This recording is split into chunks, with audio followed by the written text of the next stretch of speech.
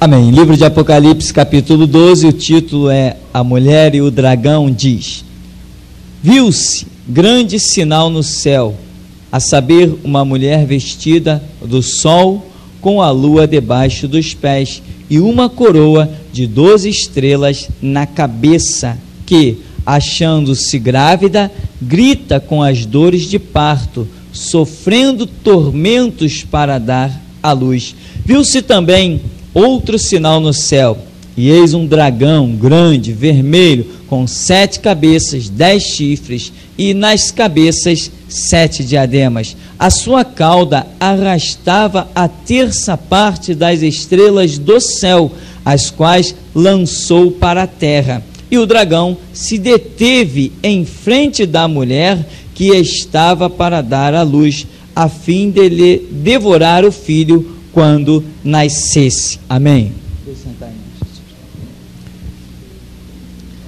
Amados, esse texto conhecidíssimo, cheio de simbologias assim fantásticas, revelações gloriosíssimas, e eu jamais ousaria dizer para você que eu tenho conhecimento por completo desse texto. Jamais eu ousaria dizer isso para você, por mais que cada versículo eu consiga compreender alguma coisa aqui. Não, tudo, esse tudo no seu 100%, é muito perigoso nós ousarmos dizer que está revelado. Amém?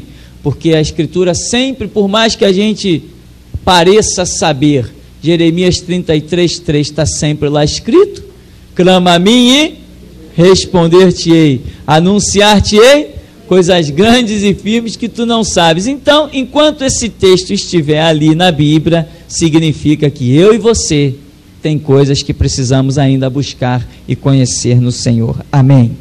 E Paulo diz, né, aquele que cuida, que pensa saber tudo, né, ainda não sabe como convém. Esta é a realidade. Mas esse texto aqui, a mulher e o dragão, sempre esse texto me deixa muito intrigado e me chama muito a atenção. E ele diz que viu-se um grande sinal no céu, a saber, uma mulher vestida do sol, com a lua debaixo dos pés, e uma coroa de 12 estrelas.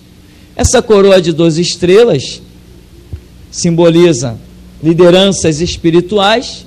Então nós nos reportamos aos 12 patriarcas e também aos 12 apóstolos. Então esta mulher seria símbolo tanto da nação de Israel quanto da igreja. E se nós seguirmos o texto a partir do verso 13, vamos ver claramente que a igreja também está nessa história.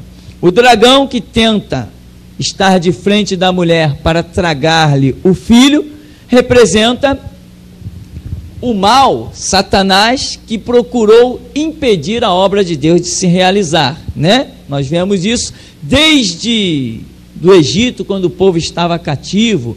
Depois, no tempo que Jesus nasceu, Herodes mandou que o seu exército invadisse a Belém da Judéia e ali matasse todas as crianças de 2 anos para baixo.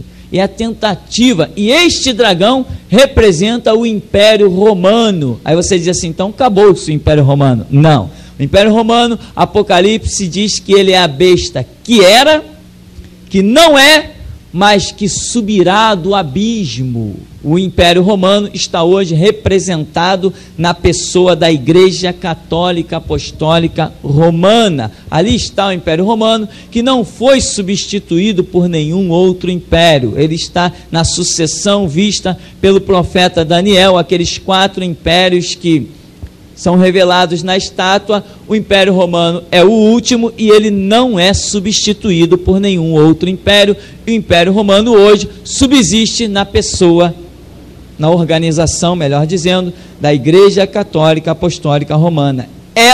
Esta organização, é o grande dragão vermelho. E por que é vermelho?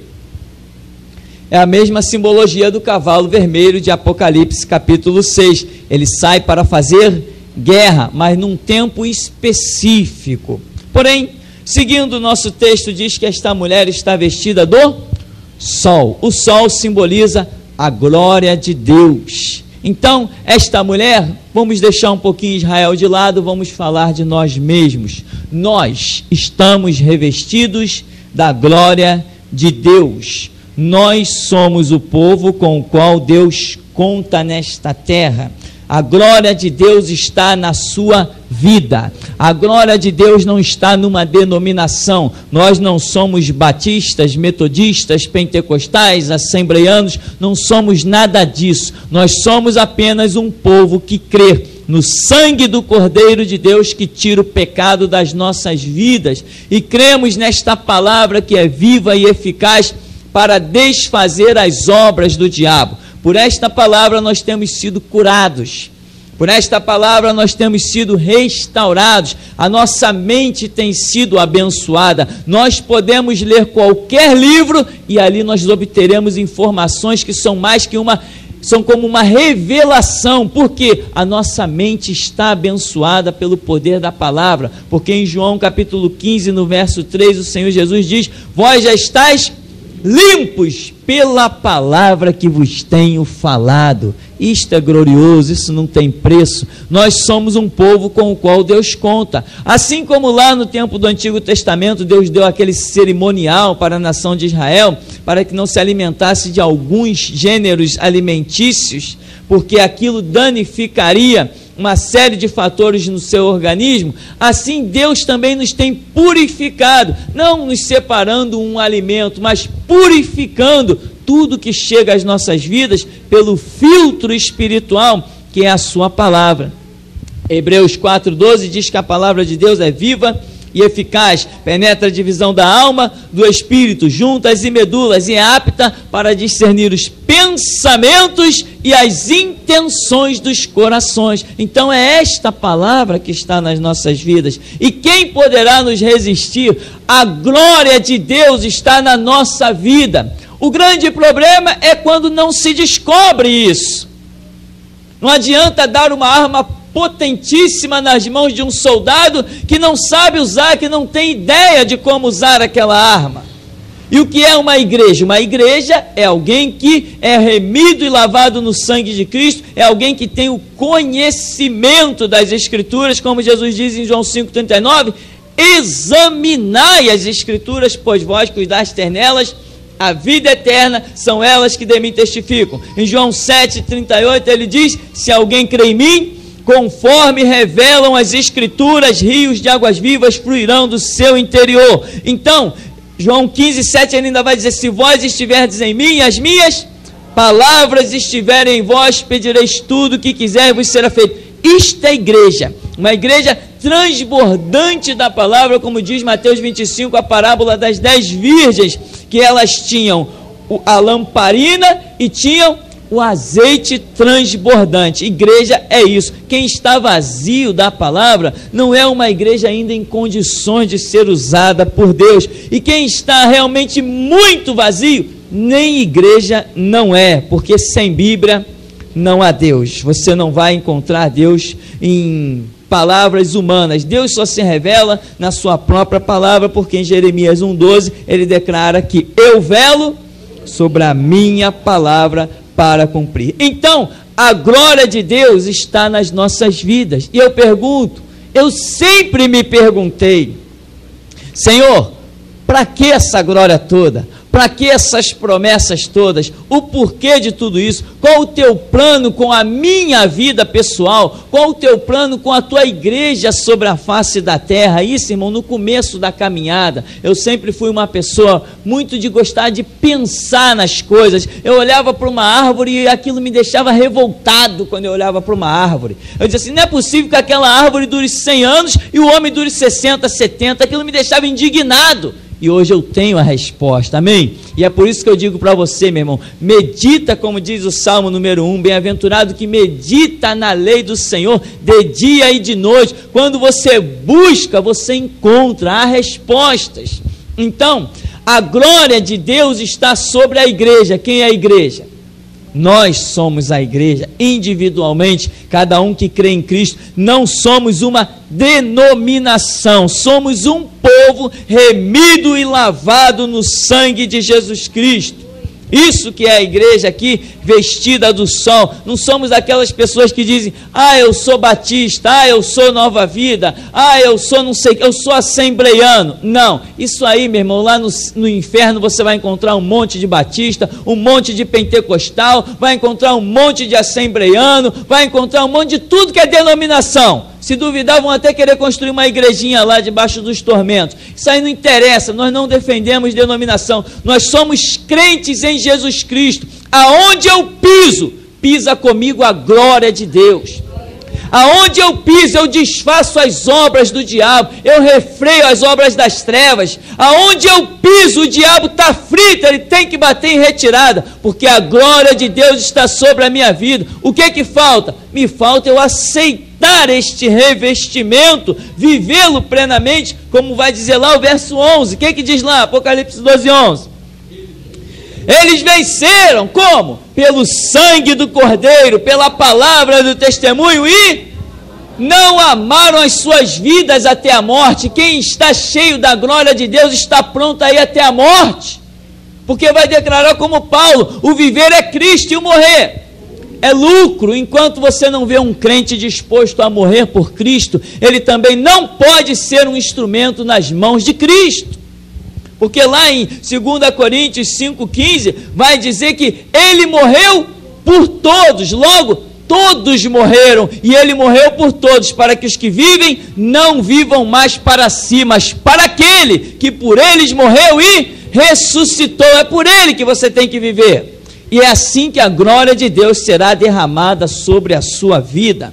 E aqui ele diz que a mulher vestida do sol com a lua debaixo dos seus pés. Já explicamos tantas vezes que essa lua aí é o satélite natural da Terra, que influencia sobre a Terra, que move num monte de situações da Terra, mas essa lua está debaixo dos pés da igreja, demonstrando que a igreja tem domínio sobre a Terra. Quem manda neste mundo somos nós. É só nós não nos curvarmos às leis do Congresso nem aos políticos. É só não vender o sangue de Cristo para político. É só não leiloar o púlpito para qualquer palhaço desfilar. Aí nós vamos ver a glória de Deus. Aí você vai desafiar o câncer, a lepra, a AIDS, a virose, porque o teu Deus vai te honrar. O negócio é você não pisar no sangue de Cristo, não trair o sangue de Cristo, não fazer como alguns aí que se intitulam pastores, bispos, arcebispos e cardeais e vendem o sangue de Cristo, leiloam o povo de Deus. Não faça isso, que você vai ver que verdadeiramente o sol, a glória de Deus está sobre a tua vida. E ele vai dizer: achando-se grávida, gritava com dores de parto, sofrendo tormentos para dar à luz. Viu-se também outro sinal no céu: eis um grande dragão vermelho com 7 cabeças, 10 chifres, e nas cabeças 7 diademas. Esse dragão ainda não é manifesto por completo. Essas 7 cabeças e esses 10 chifres são características do reinado do anticristo na meia-noite dos tempos, quando ele estiver reinando. É lá o período que é principalmente depois do arrebatamento da igreja. Mas este dragão, meu irmão, já está por aí furioso. E sabe o que eu tenho a dizer para você da fúria desse dragão? Eu repito para você o verso 11. Nós vencemos a quem? Está lá escrito: nós vencemos ao dragão pelo sangue de Cristo e pela palavra do nosso testemunho, e apostamos a vida, credibilizamos Jesus Cristo, aquele que morreu e ao terceiro dia ressuscitou, está vivo em nosso meio. Ele é Senhor absoluto, e Ele não quer que a sua igreja se curve à lei dos homens. Ele quer convidar os homens a se curvar à lei da sua igreja, que Ele edificou com seu sangue, lá em Mateus 16:18, dizendo: as portas do inferno não prevalecerão contra a minha igreja. Por isso, irmão, entenda o poder que está sobre a sua vida. Entenda, meu irmão, que quem te calunia, quem te amaldiçoa, quem joga palavras contra a sua vida, ninguém pode te fazer nada, você é imbatível, você é intocável. Jesus Cristo disse: as minhas ovelhas eu tenho na palma da minha mão e ninguém as pode arrebatar. E a Escritura vai dizer: operando eu, quem impedirá? Veja que ele diz assim: a sua cauda arrastava a terça parte das estrelas do céu, as quais lançou para a terra, e o dragão se deteve em frente da mulher que estava para dar à luz, a fim de lhe devorar o filho quando nascesse. A nação de Israel teve essa situação, nós já comentamos, mas a igreja dia a dia tem dado a luz a Cristo. Quando você prega Cristo, você dá a luz a Cristo. Dia a dia você está dando a luz. Em cada um que se converte, é Cristo nascendo de novo. Amém, meu irmão? Cada um que se converte pela sua pregação, é Cristo nascendo de novo. Justamente isso que Paulo diz, 2 Coríntios 5,17, se alguém está em Cristo, é nova criatura. Já não é mais um ser humano, um zumbi ambulante, como diz Efésios capítulo 2, morto nos seus delitos e pecados, mas é nova criatura, as coisas velhas se passaram e tudo se fez novo. Então, dia a dia, nós, igreja, estamos dando Cristo à luz para essas nações. Em cada vida que a gente prega Cristo, em cada um que a gente intercede e desfaz as obras do diabo, nós estamos aí como igreja. E este resultado está acontecendo. E o dragão, você viu que ele com a cauda significa traição, ele arrastou 1/3 das estrelas do céu. Essas estrelas do céu significam os anjos que aceitaram o convite da rebelião de Satanás e se transformaram nos demônios. E olha que coisa gloriosa, meu irmão. O diabo, ele é fraco ou ele é forte? Ele se rebelou. A Bíblia vai dizer que houve uma batalha no céu terrível. Então, aparentemente, o diabo é muito forte. Pelo menos ele está destruindo um monte de vidas por aí. Aparentemente, ele é muito forte. E ele não está sozinho. Ele tem 1/3 das estrelas do céu. Quanto que é isso? João, numa visão, ele vê sair cavaleiros, anjos montados a cavalo, e ele diz que o número que ele viu era de 10 vezes 200 milhares, o que ele viu no céu. Então imagina 1/3 disso. Olha quanto demônio tem sobre a face dessa terra. Claro, existe uma parte que Apocalipse mostra que está presa no poço do abismo, que serão soltos brevemente no período da grande tribulação, que Jesus disse que dia igual a esse não houve e após não haverá. Porém, e tente imaginar quantos demônios existem soltos por esta terra. E qual é a glória que eu quero passar para você nesta hora, meu irmão? Que não importa o número de demônios que existem nessa terra, nós somos sempre mais que vencedores em Cristo Jesus. Somos vencedores pelo aquele que nos amou e a si mesmo se entregou por nós. E Paulo diz assim, olha, aquele que nem mesmo seu próprio filho poupou, como não nos dará também com ele todas as coisas?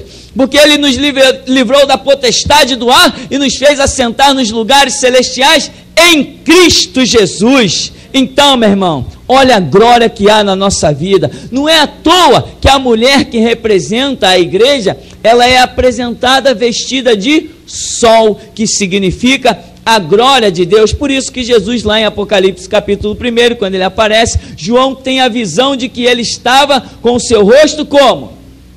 Como o sol, quando na sua força resplandece, porque é isso que representa o sol, a glória do Deus Todo-Poderoso, que estava na face, estava no rosto. E ele ainda vai dizer assim, nasceu-lhe, pois, um filho varão, que há de reger todas as nações com cetro de ferro. Aí eu pergunto, nasceu o filho varão? Amém? Nasceu, o filho varão nasceu. Ele regeu todas as nações? Não, não regeu. Então aqui estamos lidando com um episódio ainda a cumprir-se. Amém?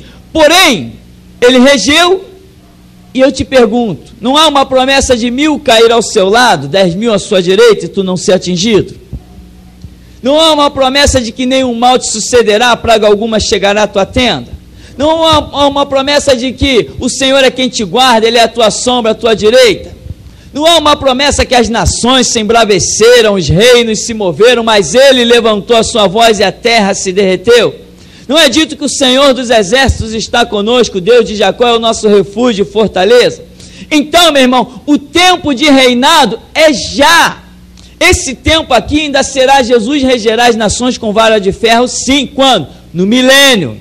Após o reinado do anticristo vem o milênio e Jesus estará regendo as nações com vara de ferro, com mão forte e poderosa. Ele estará, vamos dizer assim, quase que arbitrariamente, ou talvez essa palavra seja até muito bem empregada, agindo sobre a terra, dominando os meios de comunicação, rádio, TV, jornal. Ele vai dominar tudo com mão de ferro, porque no milênio o grande objetivo de Deus, mais do que nunca, é salvação abundante. Então ele regerá, mas regerá como? Com vara de ferro. Isso dá até uma ideia assim, vamos dizer, uma ditadura, né? Uma imposição, uma arbitrariedade. É vara de ferro. Mas que vara de ferro é essa? Não é a sua própria palavra? Esta é a vara de ferro com a qual ele regerá todas as nações. Mas que palavra é essa que Jesus trará no milênio? Ele não trará nenhuma palavra no milênio. A palavra já foi dada, é essa que nós temos em mão, o livro chamado Bíblia. Então, meu irmão, se ele está demonstrando que quando ele se manifestar, ele vai reger as nações com vara de ferro, eu te pergunto, em Lucas 10:19 ele não disse: eis que vos dou poder para pisar serpentes e escorpiões e toda a força do diabo, e nada vos causará dano algum? Em João 20:21 ele não diz: como o Pai me enviou, eu vos envio a vós? Em Isaías 61 ele não diz o quê? O Espírito do Senhor Deus está sobre mim e me ungiu para pregar boas novas aos mansos, restaurar os contritos de coração, proclamar libertação aos cativos, apregoar o ano aceitável do Senhor e o dia da vingança do nosso Deus. Então a unção está sobre você. Você é esta mulher vestida da glória de Deus. Então, meu irmão, se levanta e reina, porque nenhum mal te sucederá. Ninguém corta a tua vida, ninguém te tira desse mundo. Se alguém apontar um revólver para você, zomba dele, escarnece, ri da cara dele, meu irmão. Você vai ver o homem ficar travado, sem ter pé para andar e mão para se mover, porque maior é Deus.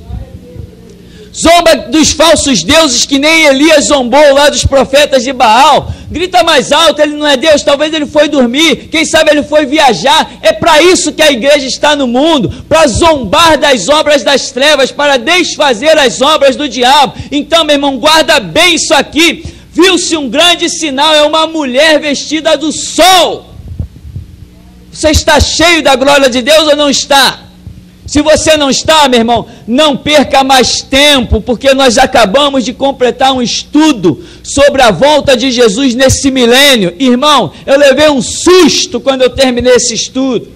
Eu não sei se o que eu consegui escrever ali vai traduzir para as pessoas a revelação que o Espírito Santo me deu. Eu não sei, mas acredite, irmão, os tempos são emergentes. Eu entendo agora melhor a parábola das 10 virgens, que diz que as 10 virgens, 5 eram nécias, elas acordaram também com um grito, não acordaram? Elas acordaram, e elas foram buscar o recurso, não foram buscar a lamparina, foram buscar acender a lamparina, foram buscar a unção, elas foram buscar, não foram? Ora, mas o que aconteceu? Não houve tempo. Por isso, meu irmão, escolhe logo o teu caminho agora. Escolhe, porque o tempo está emergente. Esse estudo que está intitulado Eis que cedo venho, Jesus voltará no terceiro milênio, ele me deixou estarrecido com as revelações que Deus nos concedeu, e ele vai chegar às suas mãos, e eu espero que Deus dê a você a condição de entender aquela revelação poderosíssima que ali está. Mas, irmão, não perca tempo, a glória de Deus está sobre a sua vida. Você tem que fazer essa glória ser manifesta. Não é vivendo uma vida qualquer. Jesus Cristo disse assim, em João 10, ele diz que eu vim para que tenham vida, e vida em abundância. Eu te pergunto, você não conhece um monte de crente vivendo uma verdadeira desgraça? Você não conhece um monte de crente caído, derrotado?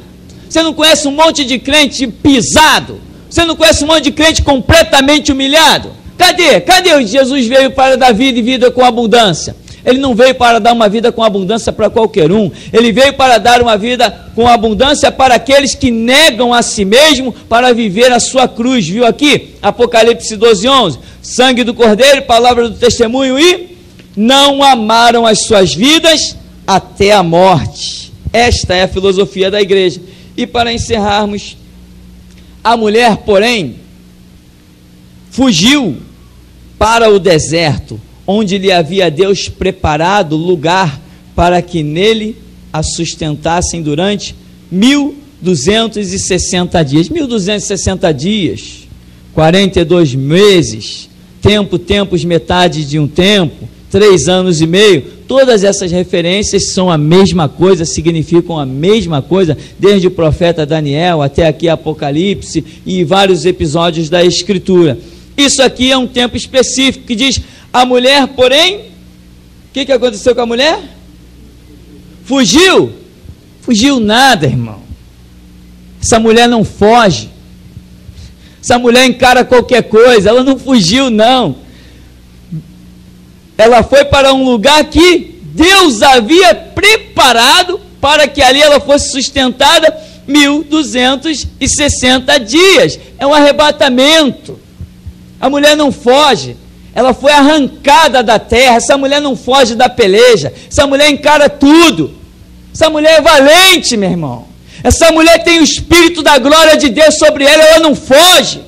Essa fuga aqui tipificada nessa palavra é o arrebatamento. Escapou da terra porque o poder de Deus foi maior ainda para que ela fosse trasladada e abalasse as regiões celestiais. Aí depois vai ser dito: o diabo foi precipitado porque a igreja passou gloriosamente. Ela não foge, meu irmão.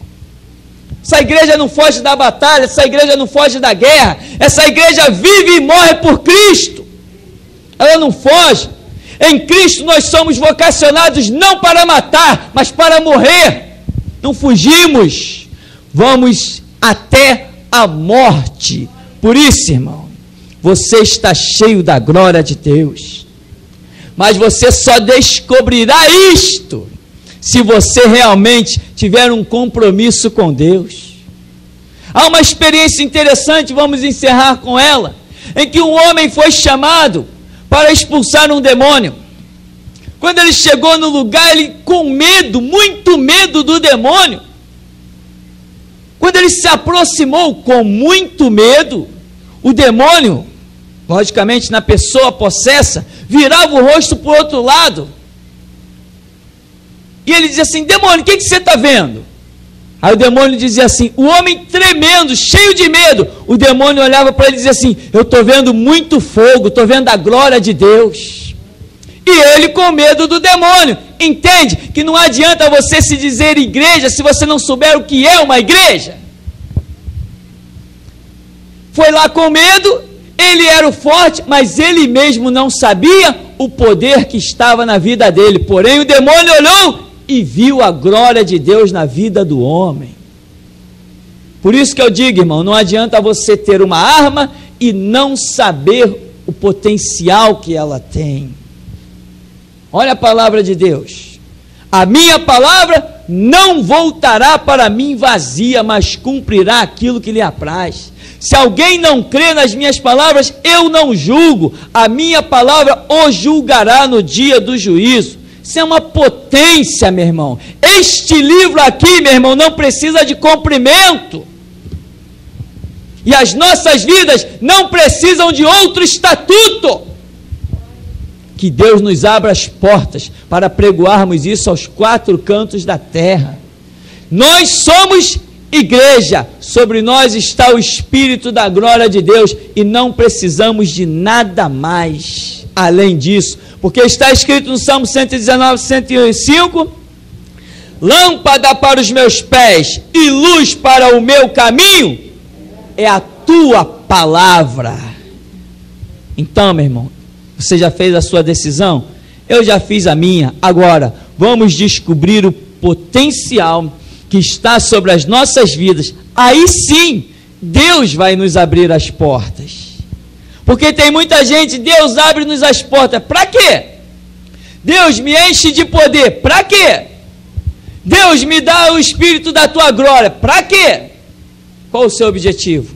O seu objetivo tem que ser aquele que Jesus Cristo revela para a sua vida. Amém? Porque Ele morreu por todos, logo todos morreram. Ele morreu por todos, para que os que vivem não vivam mais para si, mas para aquele que por eles morreu e ressuscitou. Amém. O Senhor nos abençoe em nome de Jesus.